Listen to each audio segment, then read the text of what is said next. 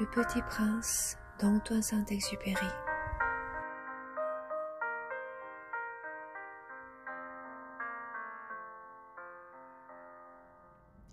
J'avais ainsi appris une seconde chose très importante, c'est que sa planète d'origine était à peine plus grande qu'une maison. Ça ne pouvait pas m'étonner beaucoup, je savais bien qu'en dehors des grosses planètes comme la Terre, Jupiter, Mars, Vénus, auxquelles on a donné des noms, il y en a des centaines d'autres qui sont quelquefois si petites qu'on a beaucoup de mal à les apercevoir au télescope. Quand un astronome découvre l'une d'elles, il lui donne pour nom un numéro.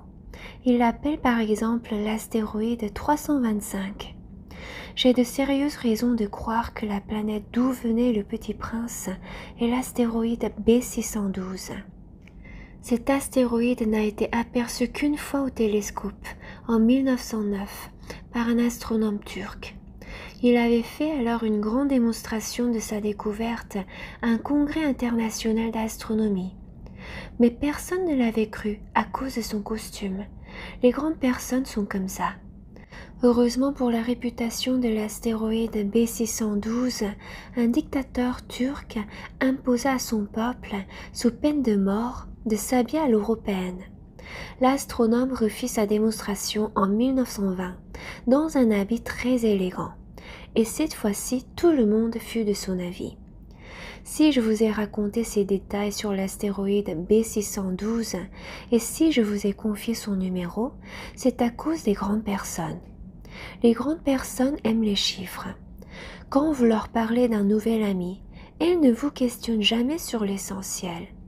Elles ne vous disent jamais quel est le son de sa voix, quels sont les jeux qu'il préfère, est-ce qu'il collectionne les papillons? Elles vous demandent quel âge a-t-il, combien a-t-il de frères, combien pèse-t-il, combien gagne son père. Alors seulement elles croient le connaître. Si vous dites aux grandes personnes « J'ai vu une belle maison en briques roses avec des géraniums aux fenêtres et des colombes sur le toit », elles ne parviennent jamais à s'imaginer cette maison. Il faut leur dire « J'ai vu une maison de 100 000 francs », alors elles s'écrient « Comme c'est joli !» Ainsi, si vous leur dites « La preuve que le Petit Prince a existé, c'est qu'il était ravissant, qu'il riait et qu'il voulait un mouton », quand on veut un mouton, c'est la preuve qu'on existe. Elles hausseront les épaules et elles vous traiteront d'enfant. Mais si vous leur dites « La planète d'où il venait est l'astéroïde B612 », alors elles seront convaincues et elles vous laisseront tranquille avec leurs questions. Elles sont comme ça. Il ne faut pas leur en vouloir. Les enfants doivent être très indulgents envers les grandes personnes. Mais bien sûr, nous qui comprenons la vie, nous nous moquons bien des numéros. J'aurais aimé commencer cette histoire à la façon des contes de fées. J'aurais aimé dire « Il était une fois un petit prince qui habitait une planète à peine plus grande que lui et qui avait besoin d'un ami. Pour ceux qui comprennent la vie, ça aurait eu l'air beaucoup plus vrai. » Car je n'aime pas qu'on lise mon livre à la légère. J'éprouve tant de chagrin à raconter ces souvenirs. Il y a 6 ans, dès que mon ami s'en est allé avec son mouton. Si j'essaie ici de le décrire, c'est afin de ne pas l'oublier. C'est triste d'oublier un ami. Tout le monde n'a pas eu un ami. Et je puis devenir comme les grandes personnes qui ne s'intéressent plus qu'aux chiffres. C'est donc pour ça encore que j'ai acheté une boîte de couleurs et des crayons. C'est dur de se remettre au dessin à mon âge quand on n'a jamais fait d'autre tentative que celle d'un bois fermé et celle d'un bois ouvert à l'âge de 6 ans. J'essaierai bien sûr de faire des portraits le plus ressemblants possible, mais je ne suis pas tout à fait certain de réussir. Un dessin va et l'autre ne ressemble plus. Je me trompe un peu aussi sur la taille. Ici, le Petit Prince est trop grand. Là, il est trop petit. J'hésite aussi sur la couleur de son costume. Alors je tâtonne comme ci comme ça, tant bien que mal. Je me tromperai enfin sur certains détails plus importants. Mais ça, il faudra me le pardonner. Mon ami ne donnait jamais d'explication. Il me croyait peut-être semblable à lui. Mais moi, malheureusement, je ne sais pas voir les moutons à travers les caisses. Je suis peut-être un peu comme les grandes personnes. J'ai dû vieillir. Chaque jour, j'apprenais quelque chose sur la planète, sur le départ, sur le voyage. Ça venait tout doucement, au hasard des réflexions. C'est ainsi que le 3e jour, je connus le drame des baobabs. Cette fois-ci encore, ce fut grâce aux moutons, car brusquement le petit prince m'interrogea comme pris d'un doute grave. « C'est bien vrai, n'est-ce pas, que les moutons mangent les arbustes ?»« Oui, c'est vrai. »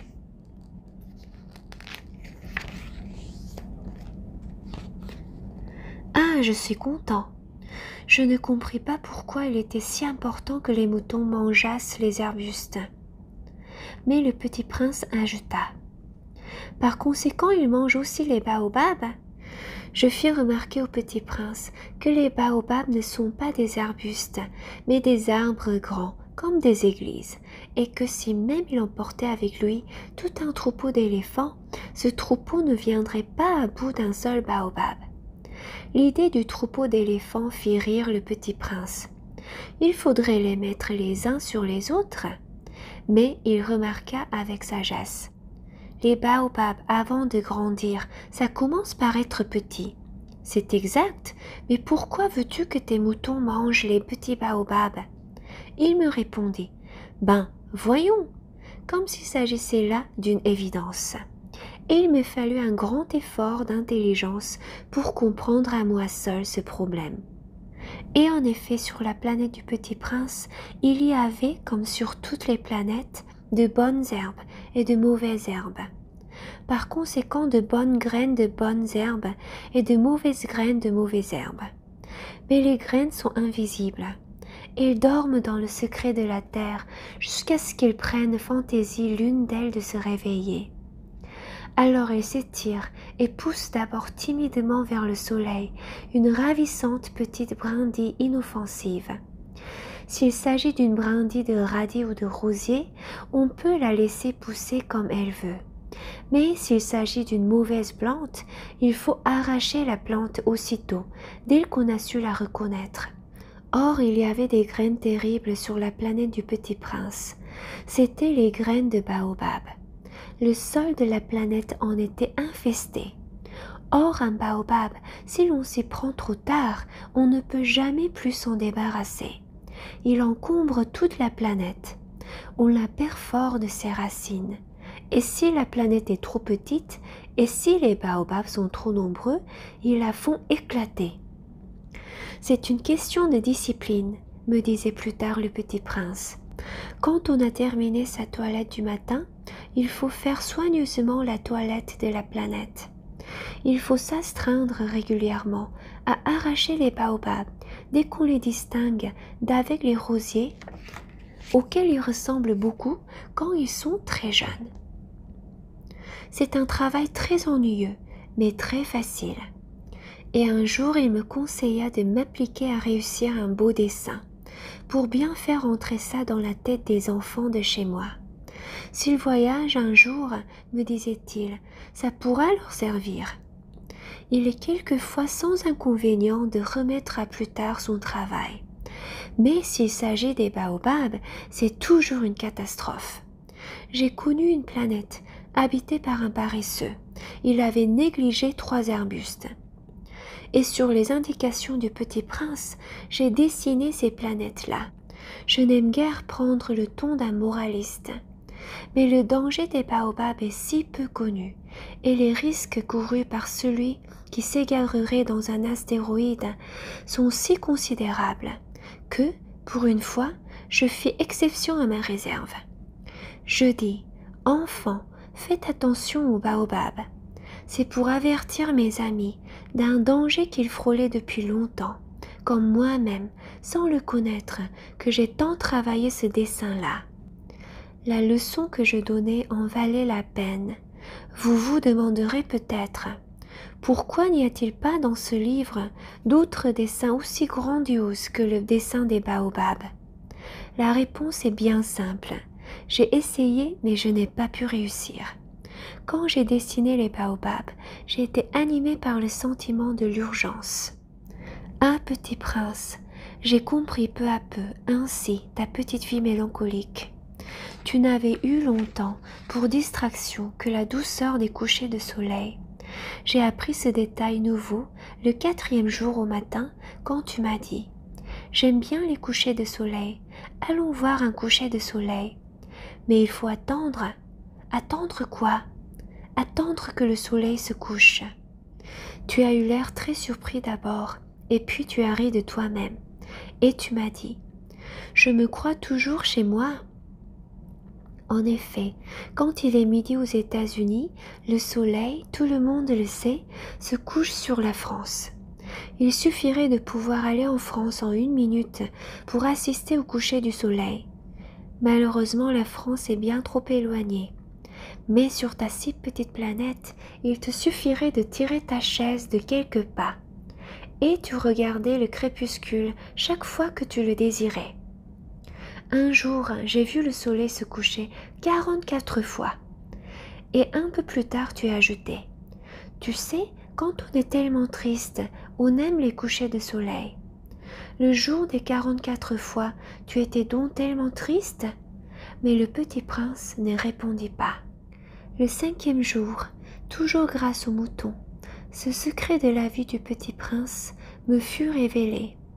Il me demanda avec brusquerie, sans préambule, comme le fruit d'un problème longtemps médité en silence. Un mouton, s'il mange les arbustes, il mange aussi les fleurs? Un mouton mange tout ce qu'il rencontre, même les fleurs qui ont des épines? Oui, même les fleurs qui ont des épines. Alors les épines, à quoi servent-elles? Je ne le savais pas. J'étais alors très occupée à essayer de dévisser le boulon trop serré de mon moteur. J'étais très soucieux car ma panne commençait de m'apparaître comme très grave et l'eau à boire qui s'épuisait me faisait craindre le pire. Les épines, à quoi servent-elles? Le petit prince ne renonçait jamais à une question, une fois qu'il l'avait posée. J'étais irritée par mon boulon et je répondis n'importe quoi. Les épines, ça ne sert à rien, c'est de la pure méchanceté de la part des fleurs. Oh! Mais après un silence, il me lança avec une sorte de rancune. Je ne te crois pas, les fleurs sont faibles et sont naïves. Elles se rassurent comme elles peuvent. Elles se croient terribles avec leurs épines. Je ne répondis rien. À cet instant-là, je me disais, si ce boulon résiste encore, je le ferai sauter d'un coup de marteau. Le petit prince dérangea de nouveau mes réflexions. Et tu crois, toi, que les fleurs... Mais non, je ne crois rien. J'ai répondu n'importe quoi. Je m'occupe moins de choses sérieuses. Il me regarda stupéfait. De choses sérieuses? Il me voyait mon marteau à la main, et les doigts noirs de cambouis, penché sur un objet qui lui semblait très laid. Tu parles comme les grandes personnes. Ça me fit un peu honte, mais impitoyable, il ajouta. Tu confonds tout. Tu mélanges tout. Il était vraiment très irrité. Il secouait au vent des cheveux tout dorés. Je connais une planète où il y a un monsieur cramoisi. Il n'a jamais respiré une fleur. Il n'a jamais regardé une étoile. Il n'a jamais aimé personne. Il n'a jamais rien fait d'autre que les additions. Et toute la journée il répète comme toi. Je suis un homme sérieux. Je suis un homme sérieux. Et ça le fait gonfler d'orgueil. Mais ce n'est pas un homme, c'est un champignon. Un quoi? Un champignon. Le petit prince était maintenant tout pâle de colère. Il y a des millions d'années que les fleurs fabriquent des épines. Il y a des millions d'années que les moutons mangent quand même les fleurs. Et ce n'est pas sérieux de chercher à comprendre pourquoi ils se donnent tant de mal pour se fabriquer des épines qui ne servent jamais à rien. Ce n'est pas important la guerre des moutons et des fleurs. Ce n'est pas plus sérieux et plus important que les additions d'un gros monsieur rouge. Et si je connais, moi, une fleur unique au monde, qui n'existe nulle part, sauf dans ma planète, et qu'un petit mouton peut anéantir d'un seul coup, comme ça, un matin, sans se rendre compte de ce qu'il fait, ce n'est pas important ça? Il rougit, puis reprit. Si quelqu'un aime une fleur qui n'existe qu'un exemplaire dans les millions et les millions d'étoiles, ça suffit pour qu'il soit heureux quand il les regarde. Il se dit: ma fleur est là quelque part. Mais si le mouton mange la fleur, c'est pour lui comme si brusquement toutes les étoiles s'éteignaient. Et ce n'est pas important ça? Il ne put rien dire de plus. Il éclata brusquement en sanglots. La nuit était tombée. J'avais lâché mes outils. Je me moquais bien de mon marteau, de mon boulon, de la soif et de la mort. Il y avait sur une étoile, une planète, la mienne, la terre, un petit prince à consoler. Je le pris dans les bras, je le berçai, je lui disais: la fleur que tu aimes n'est pas en danger. Je lui dessinerai une muselière à ton mouton. Je te dessinerai une armure pour ta fleur. Je ne savais pas trop quoi dire. Je me sentais très maladroit.